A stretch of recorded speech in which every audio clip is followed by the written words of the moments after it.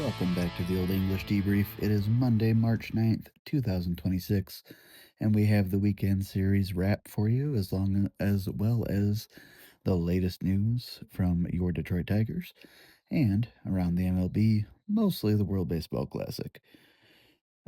We had the return of a legend in Lakeland and our current Cy Young winner making a statement on the world stage, and a few reality checks as spring training rosters began to tighten. This is the series wrap where we digest everything from the last 72 hours and set the tone for the week ahead. The headline of the weekend and maybe the entire spring was Tarik Skubal making his debut for Team USA on Saturday night. If you were worried about the first pitch home run he gave up to Nate Eaton, don't be. Skubal settled in immediately, retiring 9 of the next 10 hitters and racking up 5 strikeouts in just 3 innings and less than 55 pitches. He looked every bit the best pitcher in baseball, but the real story broke after the game. Originally, the plan was for Skubal to throw 55 pitches, then head back to Lakeland, but after feeling that World Baseball Classic energy, Skubal told the media that he's rethinking that early exit. I talked to, I think it was Ken Rosenthal in the dugout right after his start had ended, and he was non committal. And now Skubal wants to stay.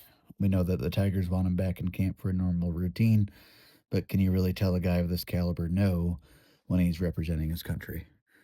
What do you think? Is the reward of a World Baseball Classic title worth the risk of a disrupted spring schedule? And for me, I'd say that this is a pretty special moment, and him pitching again could mean the difference between winning it all and not. So, if he's willing to go for it, then go for it. Back in the Grapefruit League, it was a bit of a bumpy ride for the Tigers' split squads. Saturday's clash with the Pirates comes up first. It was a 5-3 loss. It's not necessarily the result we want to see. The underlying numbers tell a different story of hard contact and bullpen depth. Despite being out hit 9-6, the Tigers were absolutely tattooing the ball. Kerry Carpenter was the star of the stat sheet, launching a nearly 110 mile per hour laser that went for a triple. He also added a 367-foot flyout, proving that his power is in mid-season form. Austin Slater continues to make his case for a roster spot, leading the Tigers with a 15.6 win probability added, highlighted by a clutch 2-run double in the third inning that got the comeback started. Zach McKinstry was right there too, posting a 14.3 WPA and looking sharp in a utility role that's becoming more vital by the day. On the mound, Casey Mize had a grinded out afternoon, going 3 1/3 innings, giving up 3 runs, though. Only 2 were earned. He showed flashes of that elite splitter, but the bullpen velocity was the real eye opener. Ricky Vanasco was sitting high in the high 90s, topping out at 97.1, while Justin Lawrence lived at 97 miles per hour. Even in the loss, seeing that kind of arm talent in the middle innings is a massive plus for our relief depth. We lost the game, but Kerry Carpenter's hitting absolute rockets out there.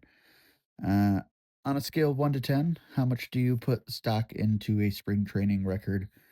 Um, is 3-8 something that you're concerned about? Me personally, it's spring training. That's what these games are for. We could go undefeated in spring training, and I think it still means nothing, in terms of the grand scheme of things. So, while the record is not necessarily what we want, it's spring, and the point of spring, like I've said many times, is to get ready, and that's what this team has been doing. Moving to Sunday against the Blue Jays, it was a story of hard hits but no rewards. Both teams finished with 7 hits apiece, but the difference was situational power.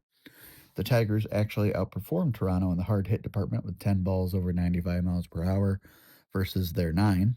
Colt Keith was the standout, finishing 2 for 3 with a 106 mile per hour single. He's starting to look more and more comfortable at the plate with every passing day.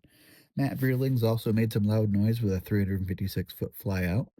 It's a game of inches in the spring, and on another day, that's off the wall. Parker Meadows and Jace Young each pick up a hit, but the team struggled to string anything together, which has kind of been the story of the Tigers going back to last postseason, but we have plenty of time to figure that out. It was a rough start for Brian Sammons, who surrendered 4 runs in less than 3 innings. The bullpen provided some major intrigue late in the game. Marco Jimenez was the story of the afternoon on the mound, topping the velocity charts by hitting 99.4 miles per hour and sitting consistently at 99.2. Jimenez struck out the side in the eighth, showing that kind of high leverage stuff that makes scouts drool. Sean Gunther also put on a professional shift, tossing 1 2/3 innings of scoreless ball to settle things down in the middle. Like I said, the Tigers' spring record is currently 3-8. Some of the standouts have been Corey Julks. He's absolutely scorching. In 12 at bats, he's posted an absurd 1821 OPS. He's not just hitting, he's driving the ball with 4 extra base hits already. Matt Vierling and Javi Baez are the picture of consistency. Vierling is sitting at 444 with 18 at bats, and Javi is quieting some critics with a 364 average and a home run. And then, of course, there's Kevin McGonigle. He is the story of the spring. A 400 average is great, but a 526 on base percentage is elite. He's forcing a very difficult conversation for this coaching staff. On the bump, as you would expect, Tarik Skubal's hitting 99 and 99.3 miles per hour. That's exactly what you want to see from your ace. And also keep an eye on Emmanuel De Jesus. You can't argue with a 0 ERA right now and 8 strikeouts in the World Baseball Classic. As we look at the roster, the shuffle is in full effect. Today, March 9th, the front office made it official. Hao-Yu Lee and Eduardo Valencia have been optioned at AAA Toledo, while Lorenzo heads to AA Erie. Additionally, maybe to some surprise, one of our top prospects, Max Clark, has been reassigned to minor league camp, and this follows moves from March 6th, which left-handers Jake Miller and Drew Summers were optioned at Toledo, while Jose Briseño, who's currently nursing an injury, Ben Malgiri, and Matt Seelinger were all reassigned to minor league camp.